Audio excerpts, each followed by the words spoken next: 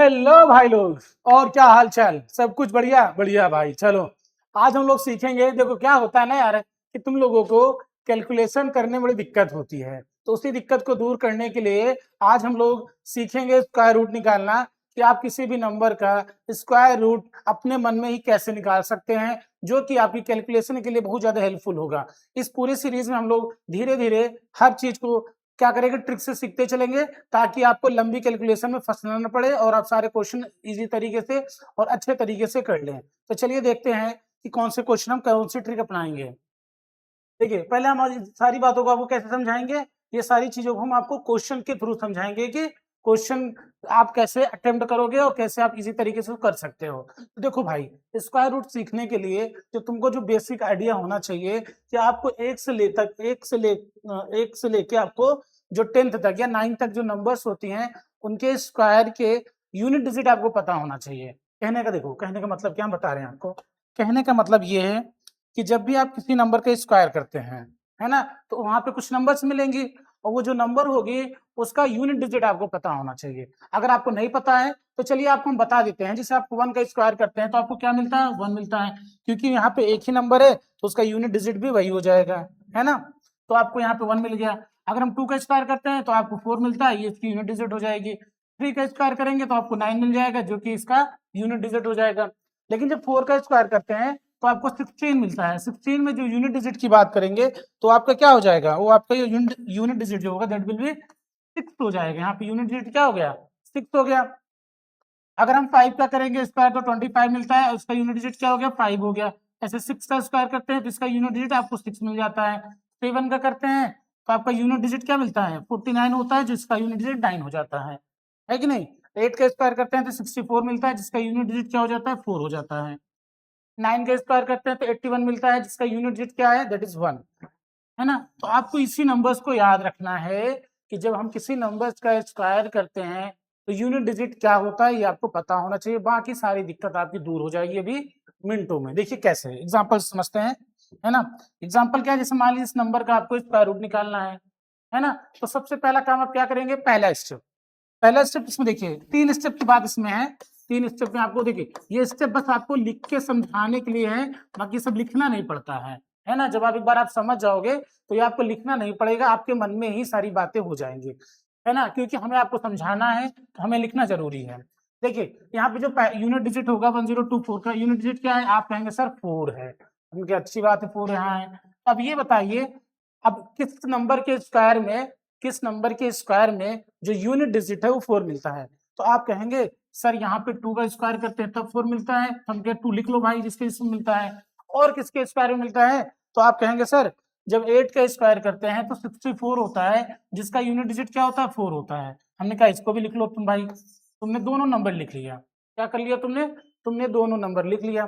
पहले किसका आया, 2 के स्क्वायर मिलता है, सेकंड किसमें आता है, 8 के स्क्वायर मिलता है 4, ये दोनों नंबर लिख लिया। अब इसका काम, ये दो नंबर्स का काम खत्म हो गया, पहला स्टेप आपका कंप्लीट हो गया। अब आपको जो नंबर बचा है दैट इज 10, 10 के साथ क्या करना है, अब वो स्टेप 2 पे चलेंगे।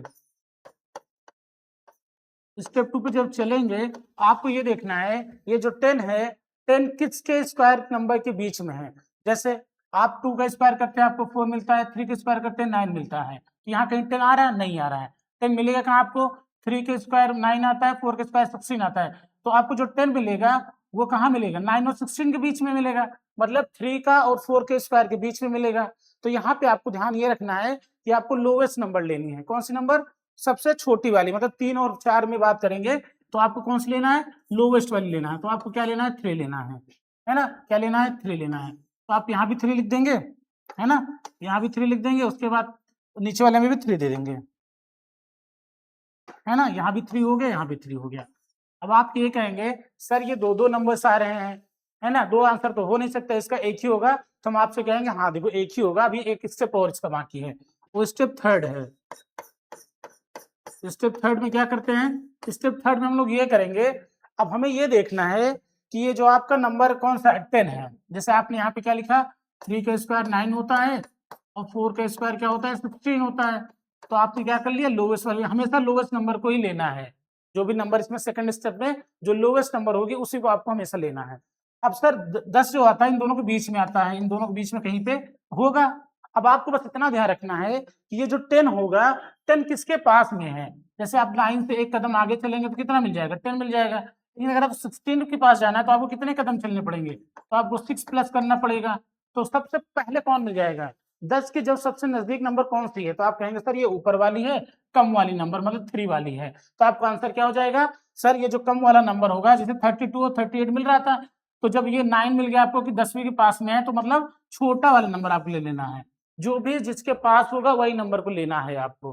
बात समझ आ रही है। यहाँ पे हमने क्या किया, यहाँ पे क्योंकि आपका 9 जो हो रहा था 10 के एकदम नजदीक था, एक ही स्टेप बाद मिल जा रहा था, that's why you have to take the minimum value, मतलब उसकी जो लोएस्ट वैल्यू होगी वही आपको लेनी होगी। तो इसका आंसर क्या हो जाएगा, 32 हो जाएगा।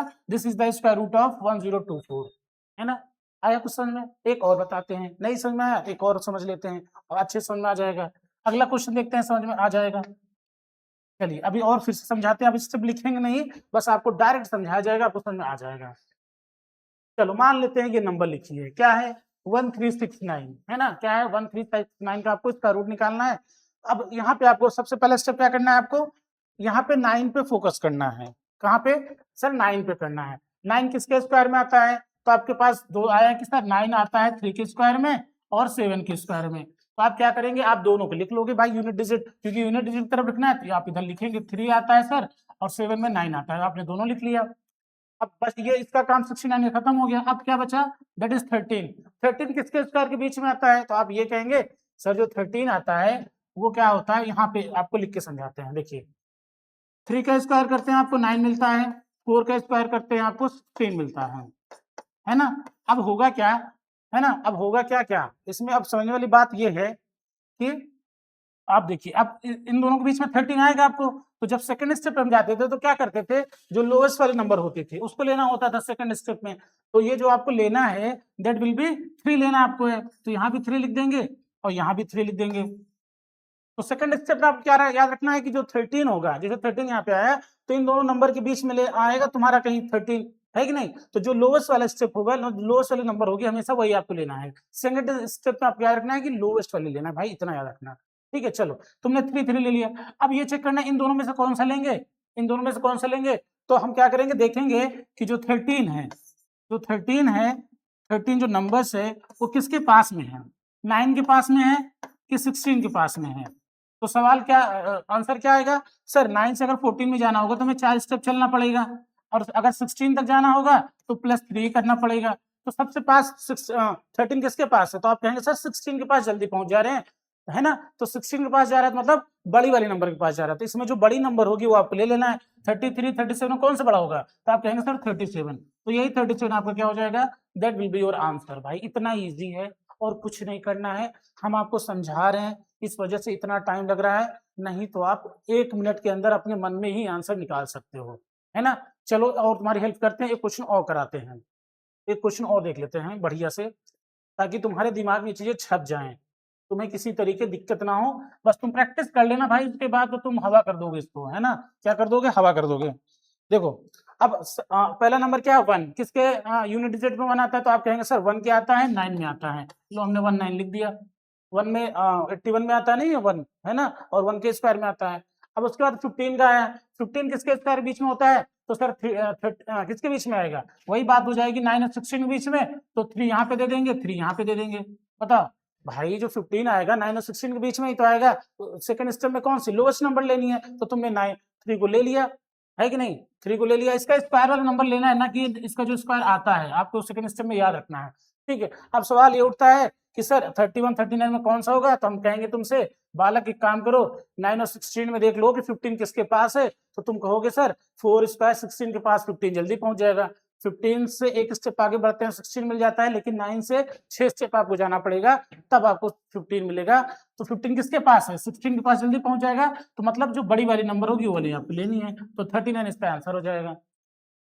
इजी है, इजी है, आसान है, आसान है, आसान है, आसान है, कर लोगे कोई दिक्कत नहीं होगी। चलो तुम्हारी और एक बार समझा देते हैं, एक बार तुम्हारे लिए और कर देते हैं, तुम्हें दिक्कत ना हो, है ना, तुम्हें दिक्कत ना हो, ये क्वेश्चन और करा देते हैं। लो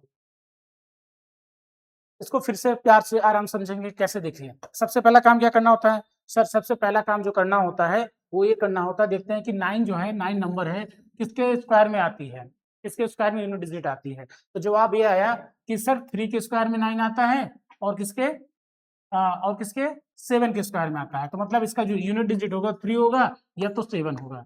पहला आपका यूनिट डिजिट में 2 मिल गए हैं। अब सवाल ये उठता है कि सर 68 कहाँ पे मिलेगा, 68 किसके स्क्वायर के बीच में, किस नंबर के स्क्वायर के बीच में। तो सवाल आंसर क्या आया कि सर एक काम करते हैं ना, लिख लेते हैं तो ज्यादा अच्छा रहेगा। जैसे हम तुम्हें समझाएं, 8 का स्क्वायर करते हैं तो क्या मिलता है 64 मिलता है, और 9 का स्क्वायर करते हो तो क्या मिलता है 81 मिलता है। अब तुम्हें क्या ढूंढना है, तुम्हें 68 ढूंढना है, तो 68 इन्हीं दोनों के बीच में मिलेगा, इन्हीं दोनों के बीच में मिलेगा कहीं पे। तो इसका जो लोवेस्ट नंबर लेना था 8 लेना था, सेकंड स्टेप पर लोवेस्ट नंबर लेना है, तो 8 इसको दे दो भैया, 8 इसको दे दो तुम।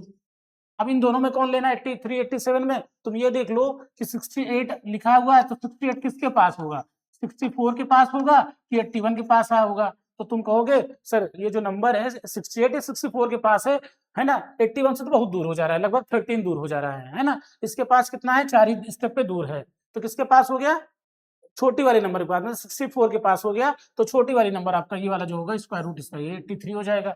यही आपका आंसर हो गया। बताओ कोई दिक्कत, कोई परेशानी नहीं। ऐसे ही प्रैक्टिस करोगे भाई, कोई दिक्कत नहीं होगी। अपने मन में तुम स्क्वायर रूट निकाल सकते हो, उसकी गारंटी देते हैं। ठीक है, प्रैक्टिस करिएगा, आप इसको कर लोगे। चलो धन्यवाद।